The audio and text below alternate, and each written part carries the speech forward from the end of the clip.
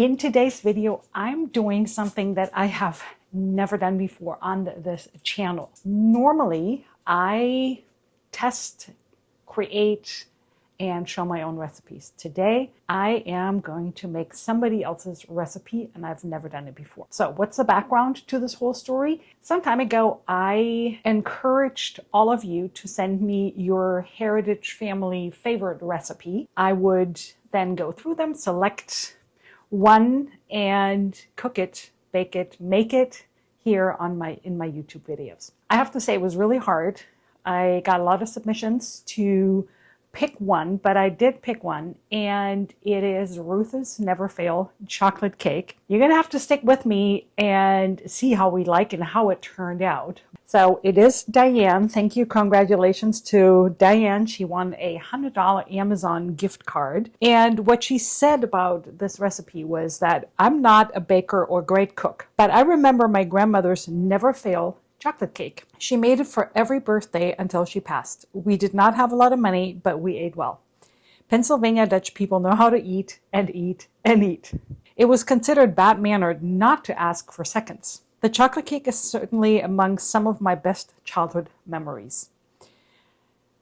I am proud of my German heritage. My name says it all, Diane, and I'm gonna leave out her last name because I don't know if she would like that sort of exposure. However, super fun, stick to the end, and see how it all turned out. And here's the recipe card. This is just the front. I printed it out. Diane, if you're watching, I hope that you feel proud. We need to start 2 cups of sugar.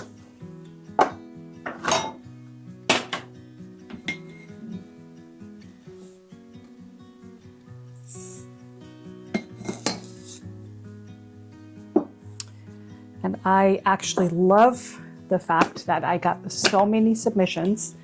It was not an easy decision which recipe to feature. Then we have 3/4 cup of cocoa. Where's my cocoa?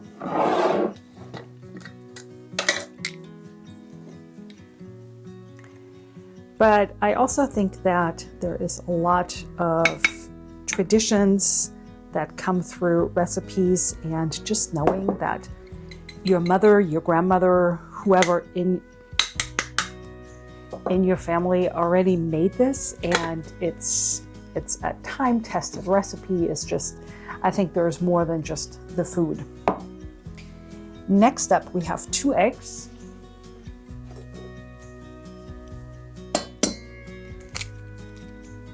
This is so fun because usually I'm doing a lot of recipe testing and make sure that it all works before I present it on camera. And this is so different because yes, I have read the recipe, but I have not actually tested it. I wanted to do that here on camera.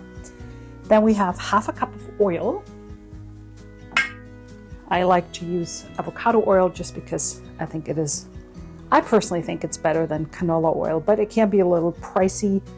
And if you're looking for a more budget-friendly option, then canola or sunflower oil will be a good option. I did organize all my ingredients though beforehand because I did not want to run around during the recording and look for ingredients and rummage for my kitchen. And then we have a teaspoon of salt. I did have to rummage for my spoon though. This is a very fine grind, and as you know, volume is not always the same as weight, and this is why I'm using a little less because this is a very fine grind, and usually it makes things a little salty if I really go for the full teaspoon. Now I'm going to mix everything together, so bear with me. This is what it looks like.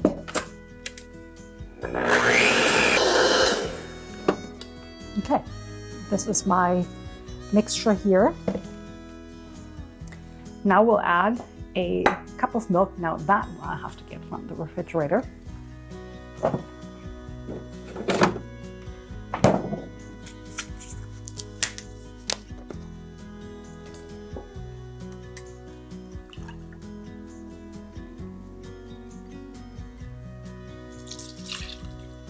in with the milk. Milk back in the fridge.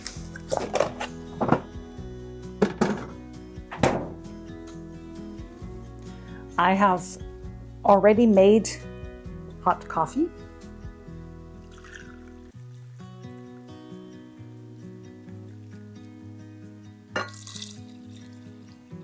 This is so fun. I have to say that I love doing new things.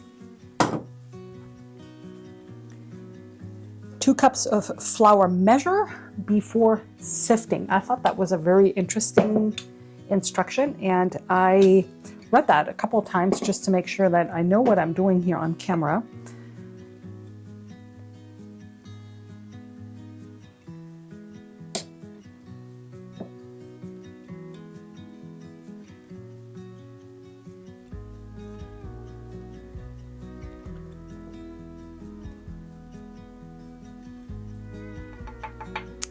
There's some flour hiding in my cup.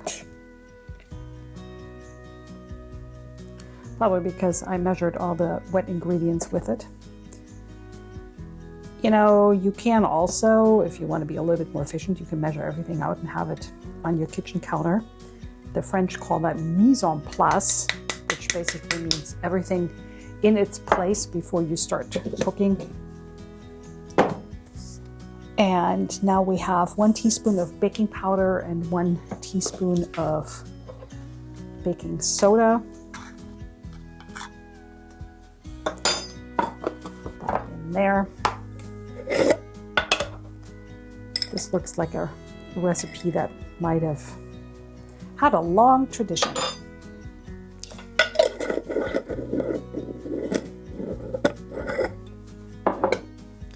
And a teaspoon of vanilla.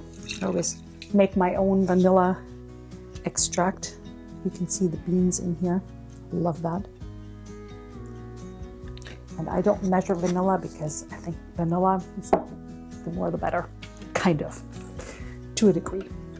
Okay, so let's go slow here.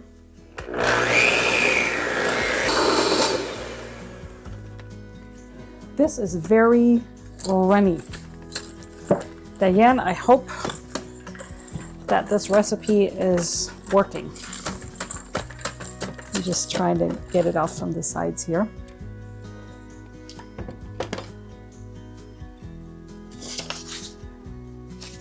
I think it said somewhere that it was very runny.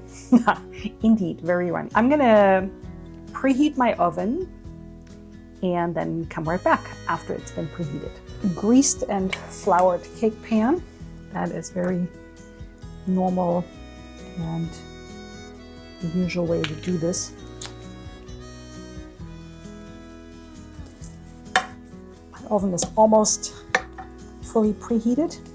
This is a little bit bigger. The recipe says 9 by 13. I don't know what this is, but I can tell you it's bigger than 9 by 13. But that's the only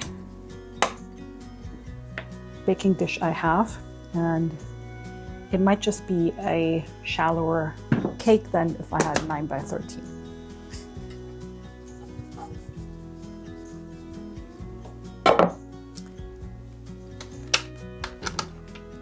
Could have already done that in the meantime, but this is me cooking, baking in real time, unrehearsed, unscripted. I'll pour this in here. Like I said, very runny.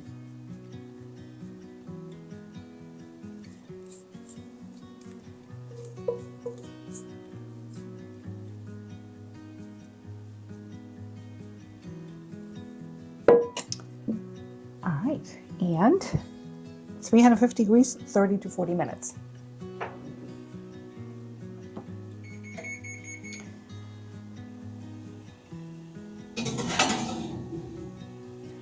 Good timing. That beep you just heard is my oven telling me it's preheated. And we'll set the timer. I'll set it for 35 and then we'll do the toothpick test to see where it's at. My alarm has just gone off and I have to say my house smells amazing. I mean, this chocolate cake smell. Let's take it out and do the toothpick test. Perfectly, comes out clean. The recipe said you can have a vanilla icing or chocolate icing on it. I'm just gonna make a very simple ganache kind of icing.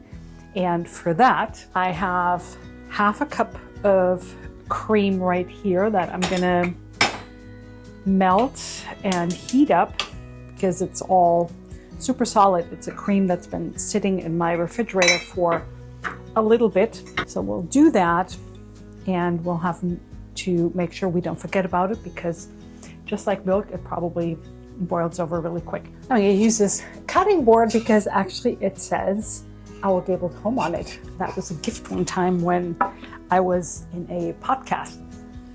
I have chocolate here. I have various ones.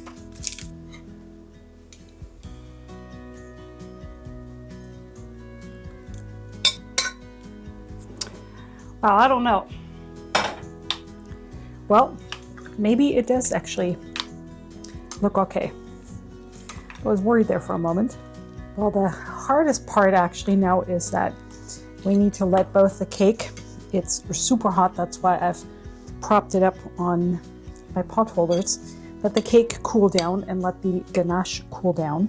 But I am very excited, actually. I'm super curious. So if you are interested in more recipes like this and more family challenges, let me know in the comments below. I'd be happy to do this more often. I think this is super fun. And you can subscribe to my newsletter. The link is up here and in the description box. That's one way to stay connected. Okay, I'm sorry, mostly for myself, because this looks amazing. It smells amazing, but I will let it cool down and then come back here and give this a taste test, because I just cannot wait. I'm already thinking in my mind where to put this so it cools down a little bit sooner, because I need to try this.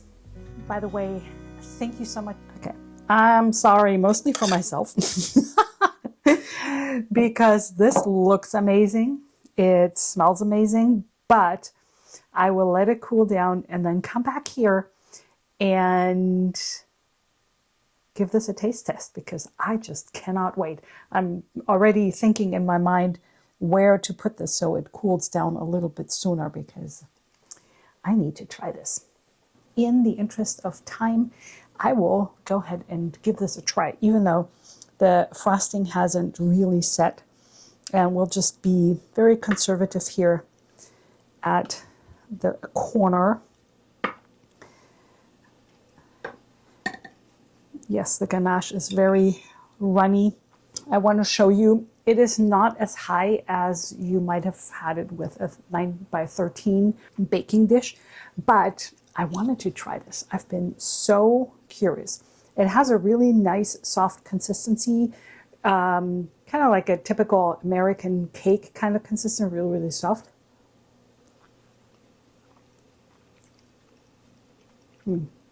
Wow. I can see why it's called Never Fail, and why Diane sent it in.